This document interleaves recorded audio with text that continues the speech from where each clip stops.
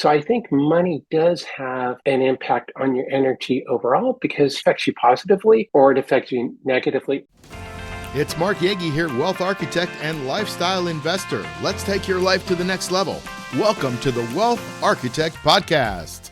Hey everybody, it's Mark Yegge. Welcome back to another edition of the Wealth Architect Podcast. Today, we've got a really cool dude to talk to about money, which is great because I'm excited about talking about money. Been talking about so many other things with New Year's coming around that I'm ready to talk about money. So this gentleman is an internationally recognized financial preparedness advocate, podcaster, and award-winning author. His newest book, The Get Ready Blueprint, is a 52-week guide to changing the way you think about money. That's also in the title. And it presents his Get Ready method, which he created to empower people to take control of their money while providing a framework for integrating financial products, financial advice, advisors. And he's got a ton of other credentials, but let's just hear from the man himself, Tony Steuer. Tony, welcome. Hey, glad to be here, Mark. Cool. So listen, you're out in California. How are things in California these days, at least from a money perspective? I'm hearing lots of rumors. Kind of like you said, it's all rumors. So it depends. Overall, things are good where we are. Seems like the economy's holding steady. There have been some layoffs in the tech sector because San Francisco is the heart of Silicon Valley, especially in the financial technology sector. So now, are we getting that because taxes are higher in California, or because it's a cyclical slowdown because of some recessionary pressures? What do you feel it is? You're right there on the ground, so I want to get the expert's opinion. Well, two things. One is the VC money has pretty much dried up, and I think that's a result of the higher interest rates, just restricted access to capital. And two, I think people aren't serving the needs of the consumer, whether they're a B2B to C or a B2C. I think they're just, they're not really adding value at the end of the day. Interesting concept. Why not?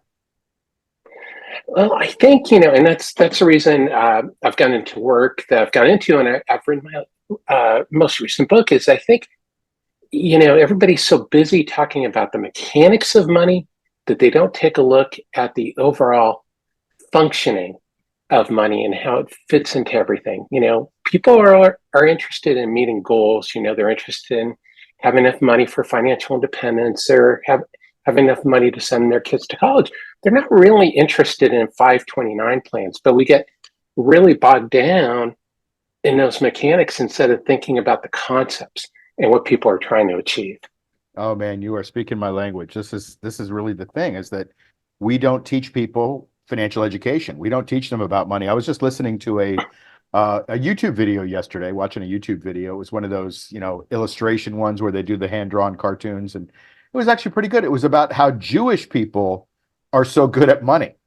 And it's because they instill financial education at a very early age. The bar mitzvah, you get a bunch of money through the bar mitzvah, and then they teach you kind of almost on an institutional level, because it's throughout the religion or the belief system, that, you have to be a good steward of your money. You have to, be charitable. You have to not waste it, those kinds of things. And I thought it was just fascinating to break it down from that perspective. So again, it goes back to the people that have good financial education are the people that end up on the other side of it with great results. Now, today is a big day, at least for me. Today is the day that the SEC has approved 11 exchange-traded funds for Bitcoin. And so I know this is going to be coming out in the next couple of weeks, but, for 15 years, Bitcoin has been in existence, and it's been ridiculed as a joke and all these other things. But if you had educated yourself about it from a financial perspective 10 years ago, you'd have a lot of walking around money. Let's put it that way. And today it's, a pivotal day. I believe, I don't know whether it's going to go up or down. I don't care. I look at it as an insurance policy rather than an investment, but it is the future, and it's the new future. And so I think, looking at, if you had just gotten a little financial education a few years ago, just even that window, even two years ago, right? That little window would have dramatically been able to change your life. So I want to talk about your process and your financial education and the 52-week program that you have. I want to talk about how you frame that and how you start it and how it ends up. So let's talk. Go. All right. Well, you mentioned a lot there. I think, financial education is the key. I'm actually Jewish, so, I kind of can culturally relate, but I don't think, one is we don't want to get too much into a religious talk, but I think it's Yeah. cultural. If we look at the Jewish cultural side, and I think Yeah. people have a hard time separating it, that it is something that's instilled to you, but I think that happens in a lot of cultures. And if we grow up with good money stories and good modeling from our parents, if our parents, they don't argue about money, they have constructive conversations about money, that's a big turnoff for people. That happens later on. If their parents are constantly arguing about money, their money's going to be a sensitive topic for them in their lives. They're going to have a hard time talking about their spouse. So I think that's actually part of my method is thinking about your money story and how you relate to money. And it's also your experiences. Did you have a bad experience with, let's say, loans? Like I kind of overdid on credit cards when I was coming out of college because I'm like, hey, this is great, free money, and then like, Right. not really, Right. when I Definitely not. got the first bill. Uh, Yeah. so, I think the money stories are a super important part of this. Hey, it's Mark Yegge here to tell you about our cash flow machine trading program that's designed to teach you how to make safe, reliable income. Now, we shoot for 2 to 4% a month of income and growth in your portfolio. And we have courses to teach you how to do this yourself or inside a mastermind community. And the best part of that is it only takes about 20 minutes a week to implement. Now, while 2 to 4% a month doesn't sound like much, I show you exactly how we took my IRA from $111,000 to over $500,000 in just 19 months without huge risk. I'm not telling you this to brag, just to show you that you can do this too. So to learn more about this program, go to cashflowmachine.io. That's cashflowmachine.io, and you can learn more.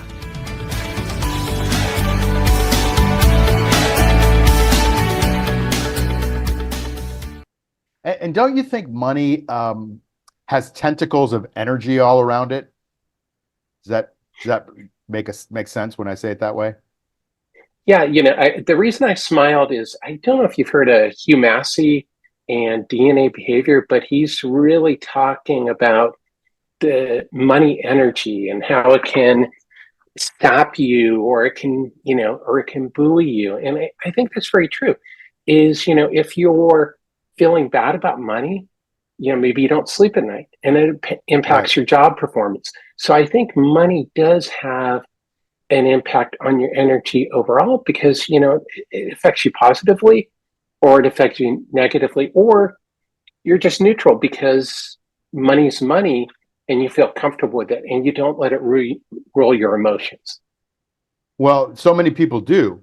And how do you avoid that? I mean, money is charged with emotional energy because we work so hard for it. And on the other side, we're programmed as a society that, we have to spend it and we have to do all these things with it. And we don't have it, like our life is going to be totally changed when in fact, like you can lose all your money and your life is not going to be that tough in this, in this Western hemisphere. But because it's so loaded with energy, we put way more emphasis on losing it, and other repercussions, don't you think? Oh, I think 100%. And I think that we oftentimes don't appreciate what you're talking about is like, well, what's the worst possible thing that can happen? Usually it's not that bad. Yeah. I mean, in some cases it can be that bad. But for most people, let's say, your 401k balance goes down by 10% in a year. That's a major shock. But if you're looking 20 years down the road to when you're thinking of being financially independent, retiring, that's a blip in the road. And Absolutely. overall, the market's going to recover. So I think that's something to think about. I think the other thing is people underplay the role of proper risk protection. And when you have proper risk protection, you're protecting your downside risks. And risk protection is having the right insurance for the risks you run. And I think we don't talk about insurance enough and the role it plays in a sound financial plan. So true. So true. And it is important. I talk about the 5 steps of financial planning, and the last one, and it really doesn't mean it's in this order, but the one of the last ones that I leave to talk about is protection. It's so important to protect what you've built, and protect what you intend to leave, because if you don't, it can be taken away very easily. There's a lot of money energy drainage that happens when money is not taken care of just automatically in our society. So you have to be proactive in taking care of it. So let's say that somebody doesn't have a clue about money. Are they going to pick up your program and figure it out? How does that work? Well, I like to think they will. That's the purpose, is that it can help anybody anywhere along their journey. And I wrote it from the perspective of building healthy habits and building a healthy approach to money, because I think that's the missing thing, is that people don't know how to even approach the financial world. Maybe they meet with a financial planner or they meet with a CPA and they don't even know the right questions to ask. And, they have a 1-hour meeting. The advisor may have an agenda of things that they need to go over. But the people, they don't want to also say, like, hey, I don't understand, you use the word dollar cost averaging. I don't really understand what it means. It's because when the advisor says it, they may feel like, gosh, I better know what dollar cost averaging is, and I need to act like I understand the concept. And so I think that, in the book, I really want people to have, to be able to understand that they can ask questions, that it's their time if they do have an advisor, or it's their money when they're buying a financial service or product. And if they don't get an answer to their question, they can move on. But they need to think about themselves first. And they need to understand that you need to know the rules to any game you're playing. Like if you and I were going to play chess and you'd never played chess before, it'd be really hard for you to win. And we expect people to walk into money, with this complex thing, no idea how to play the game. And it's no wonder that people lose at the game. Right. So, and I came from this business, so I guess I'm allowed to say it, but the Wall Street institutions are run by salespeople and lawyers, right? The salespeople to gather the assets, and the lawyers to make sure that they don't get sued. So the result of that is being put into average things, right? Because if you get an average return of 9.4% over the last 100-something years in the stock market, well, if you get that average, or you're just around the average, you're not going to get sued as an advisor. On the other hand, as an advisor, you're not really trained on true portfolio management. You're a little bit more trained in sales skills. At least when I was coming up through Wall Street, I was trained to sell 10 to 1 the amount of time that I was trained to put together good quality portfolios. And so you have to understand that, and have to remember as a consumer that these people work for you. They may not charge you a fee like you pay when you go get your tires changed, but they charge you a fee from your money, and they get paid on a very quiet basis. It comes off the top, or it comes in the form of a commission, or both. And so you have to understand they work for you. So having that power, and like you said, it's really important to understand that there is a lot of gobbledygook. There is some vocabulary that you need to understand so that you can ask some good questions. That's when I say, never give up your power in your health, your wealth, or your time. That's what I mean, is that, have a great team around you. Just understand what the heck they're talking about so you can be a co-pilot in your financial journey. Okay, so somebody doesn't understand what's going on. They pick up your book, they pick up your program, they start to read it. They start to instill some habits. What are a couple of habits that maybe we can touch on that maybe halfway through we started to instill that help us to become more successful as we go through this process? Well, and this even relates to what you were talking about with Bitcoin. It's about thinking about goals first. We oftentimes think about product first. And so maybe somebody listening to this podcast is going to say, oh boy, I got to get Bitcoin spot exchange. It's, an exchange traded fund. Bitcoin is the place to be. But the better question is like, okay, well, is Bitcoin the right tool to help me on my financial journey? That's right. Now, we can debate whether Bitcoin is or is not the right tool. It probably is for a lot of people, but it's just a tool. And people shouldn't ask that question right away. It's like, oh, should I buy Bitcoin or not? They should think about, well, what goal do I have? Well, if your goal is to create an emergency fund, Bitcoin is not the right tool. If your goal is financial independence 20 years down the road and you're putting 5% of your portfolio into Bitcoin, well, then it's probably a really good tool. So, Nice. that's a big thing for me, is for people to start thinking about, well, what are you trying to accomplish, rather than thinking about, well, is the screwdriver the right tool? You know, I love it. That's that, great. I have an event coming up this weekend. Unfortunately, by the time this podcast goes out, the event will have passed, but it's called Your Greatest Year. And it's where actually people sit down and they think about their future. Because so often we think about the future 10 minutes from now, 20 minutes from now, 2 hours. What are we going to do on the next vacation? We don't think about what our life is going to be like in 20 years, probably until it's too late. And I can tell you, and maybe you'll agree, maybe you won't, but I don't think that Social Security is going to be enough to live on by the time you get it. And I don't think it was designed to be that. It was designed to be like a little safety net to make sure you can get some food so we don't have bread lines. But I don't, and I think a lot of people are using that as their retirement fund. And unfortunately, these days, and tell me if you agree or disagree, Tony, we're using our homes now because we don't have any other choice, right? You can't put your money, or at least a year ago, you couldn't put your money in the bank because you got 2%. Well, now you get 4. Okay, I guess that's better. You can get 4 out of bonds, but we used to get 8, 9, 10% in fixed income. Now you've got to take risk, and now the risk is being undermined by inflation. So you have to have hard assets, which means that people default to using their homes as investments as we debase our currency. I don't know. Do you agree with that? I agree with all that. I mean, one is Social Security. I think people don't quite understand, like you're talking about, the role of Social Security. And that even gets back to what we were talking about before.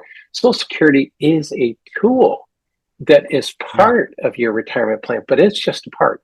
One, we don't know what you're actually going to get in 20 years because Social Security is underfunded. So we don't know what's going to happen with that. It's not going to go away, but it could be substantially less than we're planning on. And even if it's 100% of what we're planning on, like you point out, it's not going to be enough for most people to maintain their current lifestyle. So I think that's one of the other things that I encourage people to do, is to be realistic. When you're thinking about your future and you're thinking about all these different things, is to be realistic about what you can expect and then manage those expectations. But the other things that you're talking about is the returns and all that. That's a tough thing. That's a little bit beyond my expertise. But I think that people need to understand, there's diversification between different asset classes and different types of investments, and trying to figure out how you can get the best yield. But I think you said something really important that people don't hear, even when you say it: the risk. The risk with certain investments. They think about the return, but they don't think about the risk. And that's something I think people also need to take into account, is like, how much risk are you willing to take? How much volatility are you willing to stomach? When you look at your investments. I think we need to define risk, because one person's risk is another person's reward. So for example, if you have a 20-year horizon, you just mentioned Bitcoin, we can use that as an example, or gold, or whatever you want to use. But over 20 years, a solid investment will generally outperform a safe investment, right? A quote unquote safe investment. For example, if you put money into Amazon 20 years ago, I think you'd have 10,000% return on your money. I just did the numbers on it last week, but I can't remember all these numbers. But it's ridiculous. Like, it's not, you didn't double your money over 20 years. You made 100x your money, or whatever the number is, some just gigantic number. So, but yes, during that period of time, Amazon was up and down, and people were, Kramer was putting out reports: don't buy Amazon, they're going out of business. What crazy thing, they're going to sell books online. Like, there's been all kinds of fear, uncertainty, and doubt for the last 20 years. So yes, know that there's going to be volatility, and that's part of risk. But know that over time, if you have a solid investment, that's the key, you mitigate some of that risk, right? But if you need that money tomorrow, you shouldn't be putting your money in Bitcoin, like you so aptly pointed out. You shouldn't put your money in basically anything that's really got a lot of inherent volatility, because you may not get it back if you need your money tomorrow. So So you have to be careful, and you have to think about risk, and you have to think about it in the context of reward as well. Really great stuff. Now, okay, so somebody goes through your program, and then after 52 weeks, are they financial experts? Never. We're always learning. Yeah. The key is that it's an ongoing program. Is each week there's a weekly action item, but the key is, well, one, nobody's going to do all 52 weeks. That's just not going to happen. But the key is that you rinse and repeat and do it the following year, because that's one of the biggest issues I found as an advisor was people don't go back and review things. They put an insurance policy in a drawer, and I don't know how many times I was reviewing a life insurance policy and it's somebody's ex-spouse as a beneficiary, which are always thrilled to hear that their ex is, the beneficiary on their life insurance policy. Or, they've got a 401k that's, with a former employer, and it's invested in whatever default investment that the employer ended up putting it into as an orphan 401k.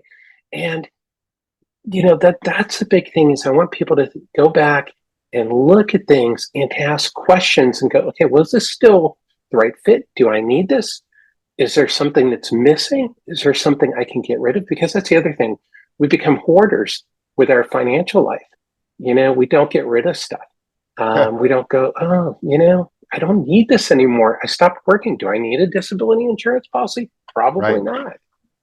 It just gets so easy to be on automatic and autopilot, right? 100%. And, everybody talks about automating your savings, but we also automate our expenses, which is really dangerous if we're not reviewing our credit card statements every month and go, oh boy, my cable bill went up by 10%, month over month, because we don't go back and review it and think about those things. Right. And we don't do that in a lot of areas of our life. Like I'll just challenge everybody that's watching or listening, go back and think about, let me set some context first. Most of us think about goals and things in the future, right? And that's great. We don't think a lot about today, the present. We're not that present anymore. But we also don't look at all the great things that we've done in our life. So think about 20 years ago, where you were and how far you've come, and project that amount of growth into the future. And that's how far you can go. But most people don't see that because they never have taken the time to focus on what's going on in the past. So this is a little bit different than what you're talking about, but at least it's, appreciate what you've done, have some gratitude, and then inflect that or reflect that into the future so that you can have some, they are more realistic goals when you look at it in that context. It's just an interesting exercise. I don't know. So, well, no, I think that's a worthwhile exercise. Is we don't celebrate our wins, and that's actually part of it. Is yes. Every 13th week is I encourage people just to reflect on how much they've done in the last quarter, and to celebrate those victories. They may be small. Maybe you just managed to review your checking account and think about is this the best bank for me? Am I paying an annual fee for a bank account, which we shouldn't be doing anymore? We should be able to get free checking somewhere.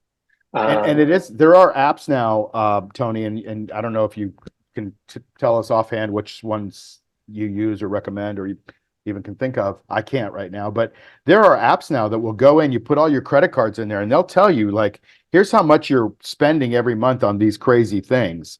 And that way you can take a really good look at it, because I think we get credit carded out and we end up having 40, 50 items on the credit card, and then we don't take a time to look at them because it's overwhelming. And if you look at them and you go, wow, $60 on that subscription, I don't even use that subscription, and I haven't used it in a year. Wow, that's $720 that I blew. That's a vacation, right? And so some people don't even think about it. How many of those little things do you have?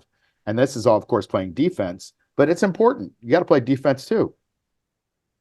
Exactly. You have to know where you are in order to be able to make choices about where to go. So, a lot of the book is figuring out ratios. It's like your debt to income ratio, like you're reviewing your credit score. But like you say, is writing down your major expenses or your recurring expenses, and then being a little bit mindful of them, being intentional, like, well, do I need 20 streaming services?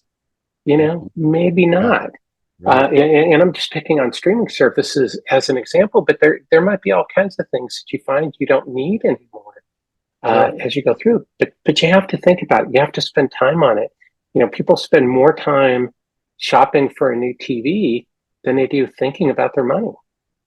So important. So true. And they get $80 off on that TV when they just spent $80 on that subscription for the month, and that goes 12 months, right? So great point. Okay. So how do people find out about this wonderful program that you have? And it sounds incredible, because I believe that first of all, thank you for doing what you do. And I believe that anybody that's out there talking about financial education is doing a huge service for the world, especially in our Western society. We just don't teach money. And so we need guys like you. So thank you. Oh, thanks. How do people find out more about you and what you do and all that kind of stuff? Well, you can go to my website, tonysteuer.com, and Let's spell it. you can sign up for. Tony. Oh, sure. It's TonySteuer.com. The easier way to find me is the Get Ready Blueprint. Just Google that and Tony, and you'll find me on Amazon. There you go. Okay. My last name is hard to spell. So probably should have picked something else for the website, but it is what it is. That's okay. But you can sign up for my newsletter for free, and you'll get the weekly action item for free. I want to make this available to as many people as possible, because I feel that this is really something that's missing, in the financial services community. Hey, can I sign up for it for free? Do you mind? Oh, of course. I always like learning tips every week from experts like you, so that's pretty cool. All right. Feedback is always appreciated. Okay, good. I'm the same way. So we'll link to your website there, and well, actually both of those things in the show notes. You'll be able to be found easily in our show notes. But guys, this is important, and people like Tony are out there talking about money, and they're talking about getting educated. And so often what happens is we get sucked into, who won the national championship and who's going to go to the Super Bowl. And then, summer's coming, and what are we going to do with the kids? And pretty soon our life gets away, and we haven't taken care of the thing that's going to take care of us when we're older. And that is, we have to play offense and defense our entire life with the thing that we use every day. It's money. We don't use Copernicus, we don't use the Pythagorean theorem, and we don't use algebra every day, but we use money. Shouldn't you know more about money? People like Tony Steuer are here to help you learn about money. So take advantage of it. He's got a great program. Tony, thank you so much for your time and your wisdom, and for putting this 52-week plan together. And I have no doubt that after 52 weeks of just focusing on your money, you're going to be even if you teach nothing in the book other than look at your money every 52 weeks, you're going to be way ahead. But I'm sure that with the stuff that you've got and you've talked about, you're going to be way, way ahead. So thank you so much. Yeah, well, Mark, thanks for having me on. And thank you to you as well for hosting these podcasts, because I think this is the stuff that is valuable for people. So if you're watching or listening, pay attention, maybe pick up a nugget, maybe try it out. And if you don't like it, move on to the next episode, right? Thank you. Yeah, I appreciate that. Yeah, I put one of these out every week. So if somebody picks up one nugget a week, that's 52 nuggets a year. Right? That's 52 nuggets in your financial journey that you can start to apply. If you just apply one a week, your life will change, I guarantee it, especially with people like Tony Steuer. So Tony, thank you again for being on. And everybody else who's listening and watching, remember what I always say: never give up your power in your health, your wealth, or your time. Speaking of that, have a great time. Welcome to 2024. Make it a great year, and I'll see you next time. You've been listening to the Wealth Architect Podcast with Mark Yegge. Follow us on iTunes, Spotify, or wherever you get your podcasts. Like and subscribe on YouTube. Share and tell your friends. See you soon.